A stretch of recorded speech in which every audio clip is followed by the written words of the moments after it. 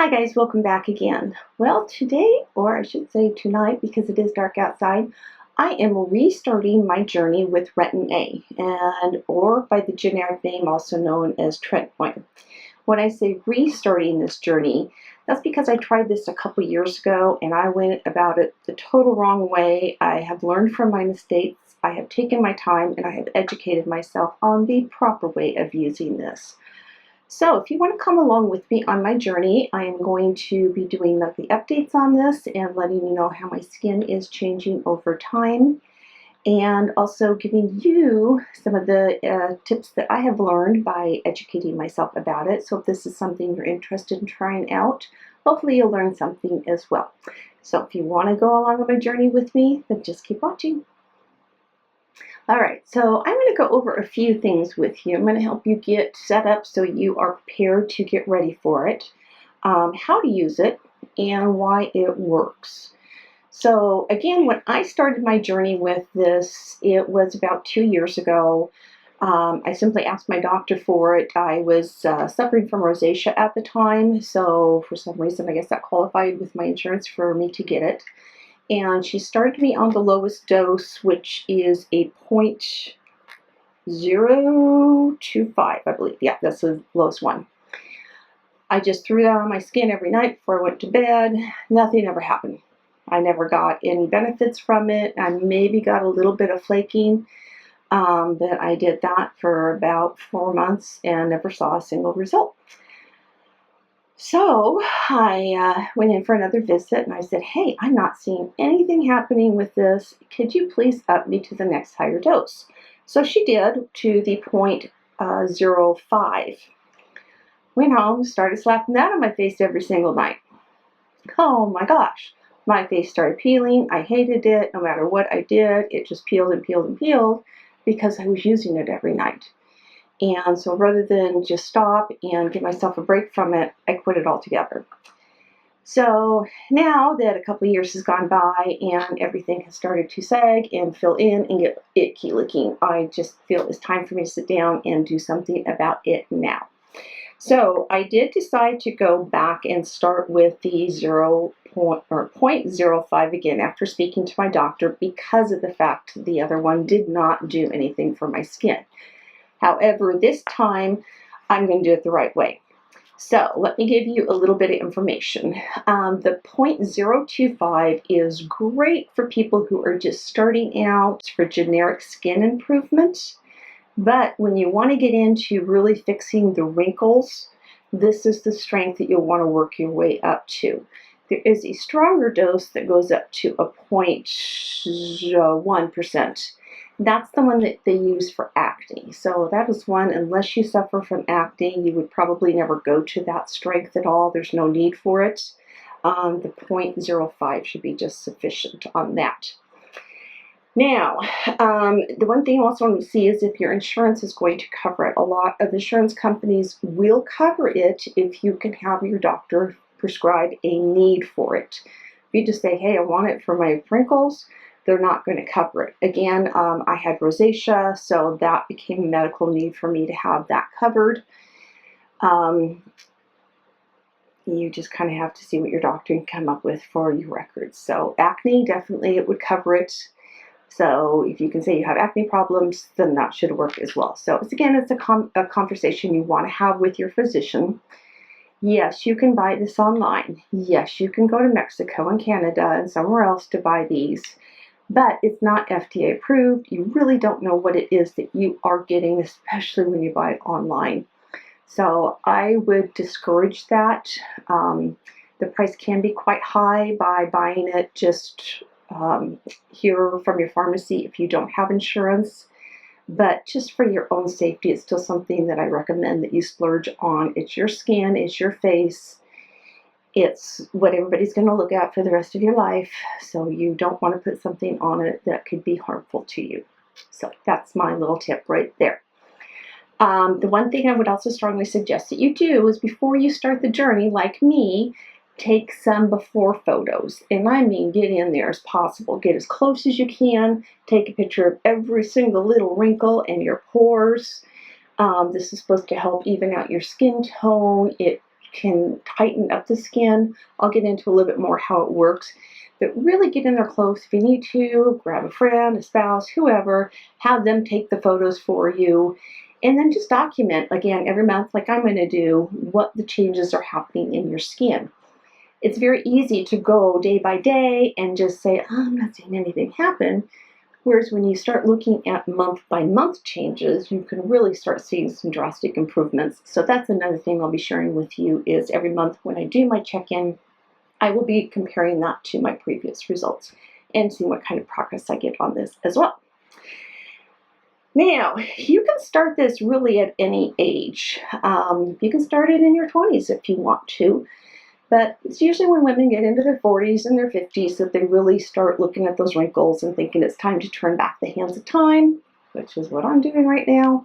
So, yes, you can turn back the hands of time a little bit. Am I ever going to look 25 again? No, never will. Do I ever want to be 25 again? Some days yes, some days no. So I'll be honest with you on that one. But this can help with your skin's overall appearance and make you look a lot more youthful. So we'll put it that way. I am doing a little bit of reading over here, so excuse me for looking down. I have a lot of notes on this. All right, let's get into the use of Retin-A. For starters, you want to use this only at night. The reason is because it has a derivative of vitamin A in it that makes your skin very photosensitive to sun. So you want to have this on your skin as long as possible and not to get any sunlight on it because you want to let it sink into the skin and really do its magic overnight. During the day, you do want to make sure that you use a very good sunscreen. They recommend an SPF 30 or higher. I am currently going to try this coolest. It's a sport one, but it's not a heavy one, so I like that idea, especially because it's summertime. And it says it's a moisturizing SPF, so it's got an SPF of 50 in it, and I really like the smell. I got some samples of this, so I'm anxious to try it out. I did get some samples too of some Clarins. It's a UV plus, and it's also an SPF 50. It felt more oily and sticky to me on my face, so I didn't like the way it glided on. And the smell just wasn't a favorite of mine. You don't want to go in with your Hawaiian Tropics or something like that on your face. Obviously, that's just going to be too thick and goopy. And then anything that you have like this that has an SPF of like a 15 on it, that's just going to be too low and not give you the protection that you need. Now, you will find some of your foundations will have an SPF in it, or maybe some of your moisturizers. So that's a good added protection, but you still want to put a good base of SPF down during the daytime. So at nighttime, go ahead and do this. First thing you want to do, wash your face. Get everything off of it and let it completely dry. And when I say dry, let it get dry. Good 20 minutes. If you need to, sit in front of a fan. If it's hot and it's humid, anything like that, you want to make sure your skin is completely dry before you put anything on your face. That is going to give the Retin-A, and when I say Retin-A, I'm using the tretinoid, so I'm just using the name everybody knows. So you want to make sure that it has a chance to really get in there and seep into the layers of your skin. Now, before we start applying anything to our face, let's talk about the different layers of your skin and how the Retin-A is going to get in there and do its work. So there's a lot of different parts to the layers of your skin. So I'm going to talk about the three most outer layers. So if we start down at the third one down, that is your dermis. So that is where your collagen is made. That is where you have your hair follicles, your blood vessels, your elastin is in there.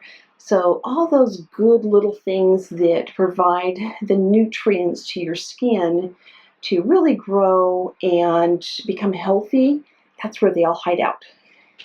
And this is where Retin-A gets to. So everything that as we age starts slowing down and getting dried up and getting like not wanting to produce the collagen and the elastin and all those good things, they start slowing down. So what happens is the Retin-A comes along and gets down to it and says, hey, wake up guys, we need you to start working harder again. So this is the layer that it really gets to. Now in order to get to that, it's also got to go through the epidermis. So that's the next layer up. And this is the thinnest layer of skin that you have on your face. It's responsible basically for protecting against the harsh environments. So that, again, it also has 4 layers of its own. I won't go into that because that could be a whole longer story. That's when you get a sunburn or something. That is what the area is that starts getting burnt, that action there. Then on top of that, and this is the one I probably will screw up the name of it, is the stratum corneum, I think something like that. That is the layer of all the dead skin and cells that we have on our top layer. So those are when you go in, you exfoliate your skin, that's all the stuff that comes off of there. So that's the easiest one to deal with and get rid of. Speaking of exfoliating, when you're doing something like this, you really want to move to a more milder exfoliator.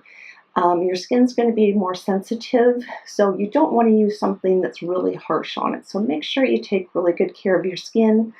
It's also recommended that you don't go in and do any facial waxing because, again, your skin is going to be a little thinner and a little softer at first and could actually peel off layers of your skin instead of just peeling off that unwanted hair. So skip the waxing on the upper lip or wherever you may be doing it on your face and move to a different type of treatment there. Now I want to give you a few hints that kind of helped me last time, but I think will help me even more this time since I'm more educated. One of the things that really drove me crazy was getting those big patches of flaky skin that no matter how much I exfoliated, you just couldn't get rid of, and you think you got it all, and then you put your makeup on and you look in the mirror and your foundation looked all cakey and icky because you had just these big layers of skin that were falling off. So I got the Bullosa Exfoliating Peel Gel. This stuff is wonderful. If you're already using Retin-A and having this problem, go grab this. I'm going to have a link down below for you. And then also the Real Chemistry, and this is kind of rubbed off, it's the Luminous 3-Minute Peel. Exact same type of thing. So it comes out like a gel form. Hopefully you can see this. There we go, like so. What I like too is maybe I just got out of the shower, I'm about ready to do my makeup, I put everything on, I put all my primers and everything on, and then I look and I see a little patch of something. I don't have to take everything off and start all over again. I can just take a little dab of this, spray it into that area, put some of my primer back on, and I am good to go. So highly recommend either both of these. They're right about the same price. So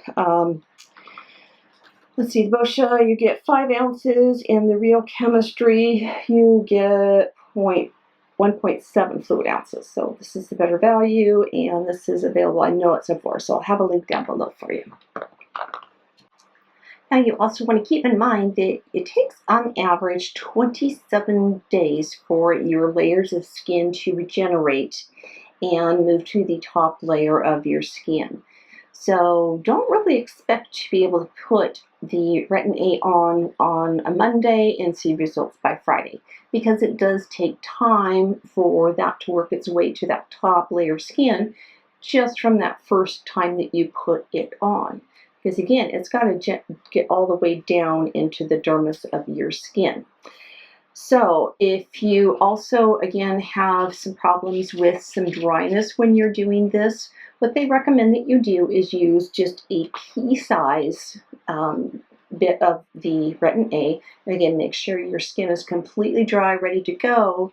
And then after you do that, a gel moisturizer is probably the best way to go to put that on and helps get it really mixed in with the skin, because it can get kind of clingy in areas and not smooth out. You can also mix that in with your Retin-A. So if it's a little too thick for you, what you could take something like the Neutrogena. This is the Hydrogel Boost Cream. I really like that. I like how quickly that sinks into the skin. It's kind of hard to see in there, but it is a gel formula. So what you can do is take some of that and then just mix that right into the Retin-A, and then use that to go all over your face. That will help make it a little more easier to apply all over, But what they recommend that you do is first dot it into the areas where you really want it concentrated.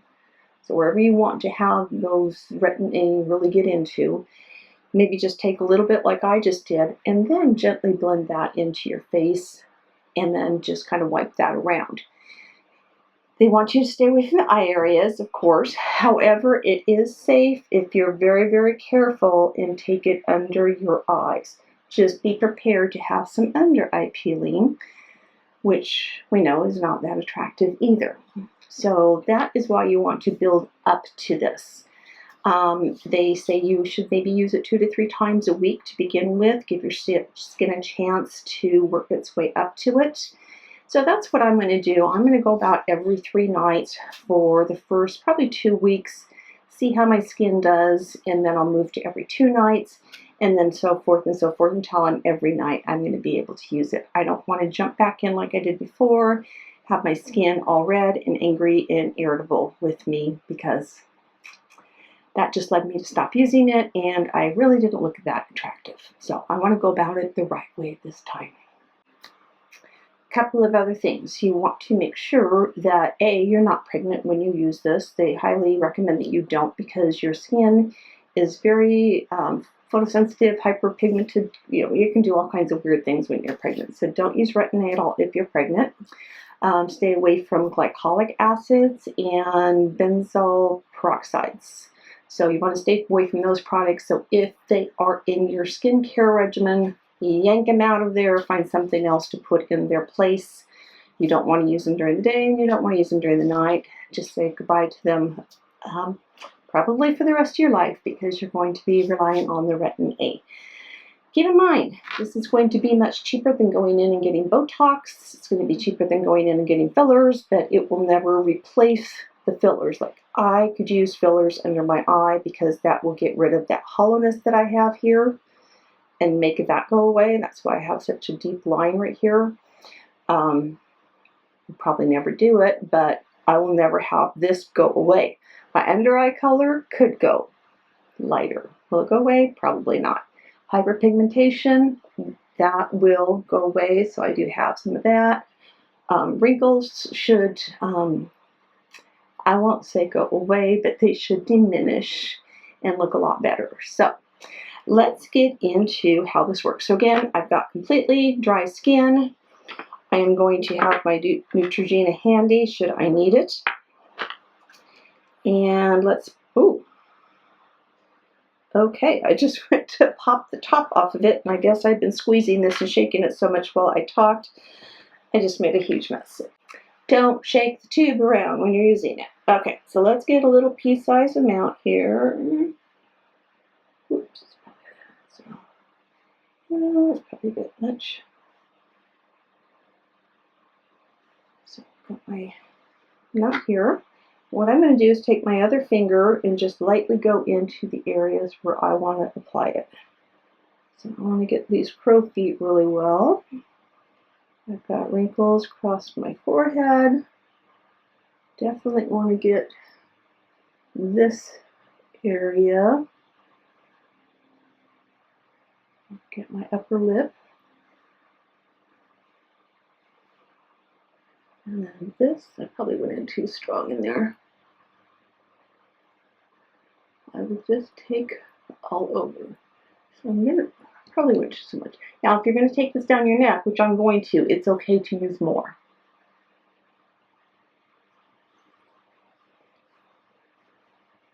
And you want to work fast, because again, this will dry very quickly.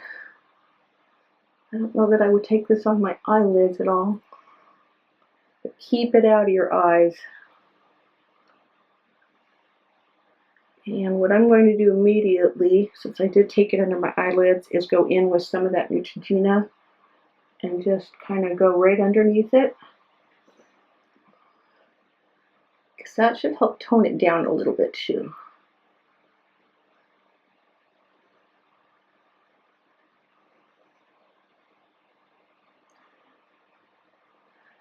Okay.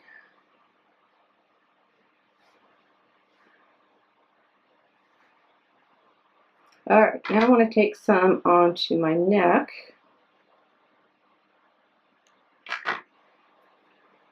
Let's do the same thing.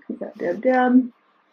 I'm probably going to need some Neutrogena because this is a dry area.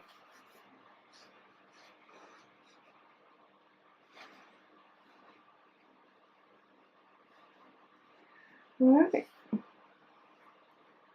And completely rubbed in. How does it feel? It feels a little thick at first, to be quite honest with you, because it is a cream. I'm normally not a big cream user on my face. I tend to like things that are a little more gel-like. I'll let that sink in for a little bit, and I will be right back. Okay, 20 minutes has actually gone by because that's the recommended time that is put out by, I don't know who puts it out, to be quite honest with you, but that's the recommended time that you allow everything to just sink into your skin before you go and start applying your other skincare products at night on top of this. So the next product I'm going to go in is with my vitamin C serum. This is by Retin-A Beauty.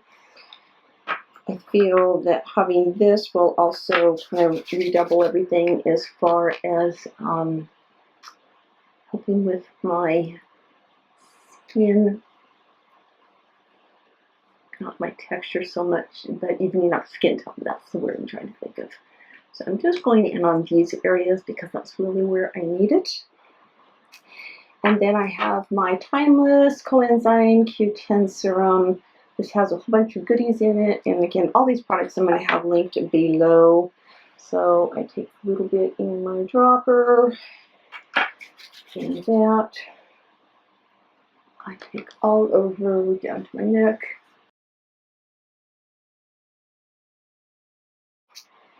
And then I know you've all heard me talk about my Snail Recovery Gel. I tried going away from this for a short period of time to try out some other products, and my skin definitely let me know that it didn't like me leaving it, so I've gone back to it. And again, this is another gel.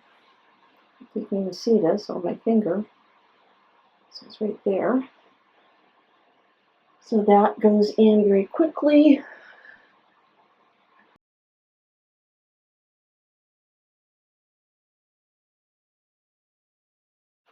And then the last thing I go in with is my Snail Repair Eye Cream. So this is really the only cream. I need to tap this because I'm getting low. It's time to order some more. This is really the only cream that I go in with. I take a small little dab like so. Dab under the eye. And I do take that up onto the eyelid.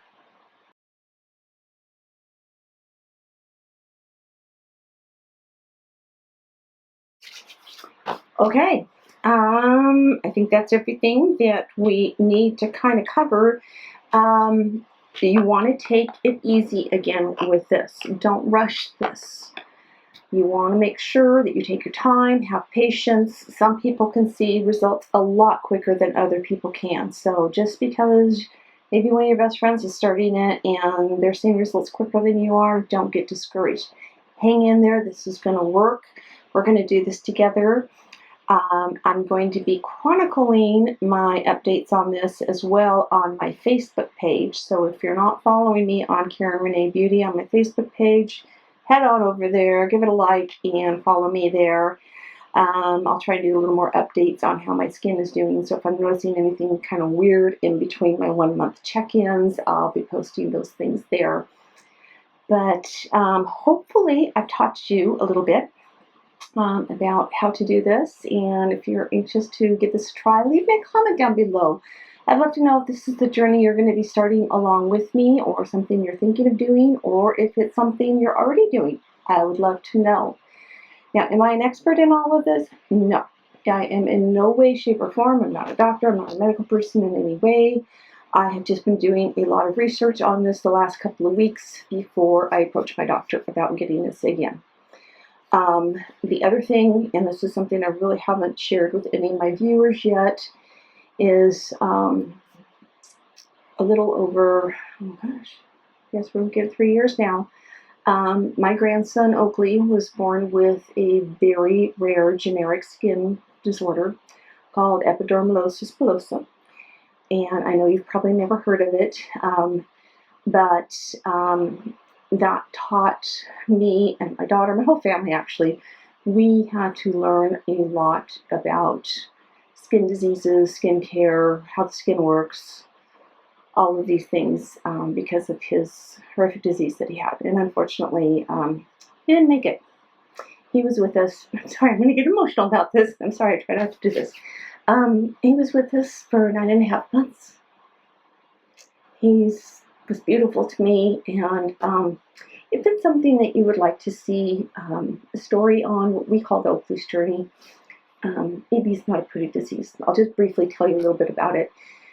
Basically, they're born missing the protein in their skin that binds the layer of skin together. So anytime that there was friction, picking him up, pulling him, giving him kisses, tickling, anything like that, you could not do that with him. It would cause blisters, just like getting a 3rd-degree blister from a burn. And he would have horrible blisters from head to toe. He had them internally. He was covered on his face, so he couldn't even really wear clothes. He was primarily in diapers. He had under horrible, painful 2.5-hour baths every day to kind of debride his skin.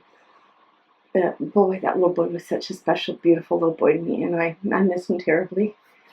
We lost him shortly before Christmas in 2014, and he passed away in my arms, so I miss him and I love him dearly. So Oakley's journey has always been part of my heart. So anyway, that's what got me learning a lot about the skin and how that works.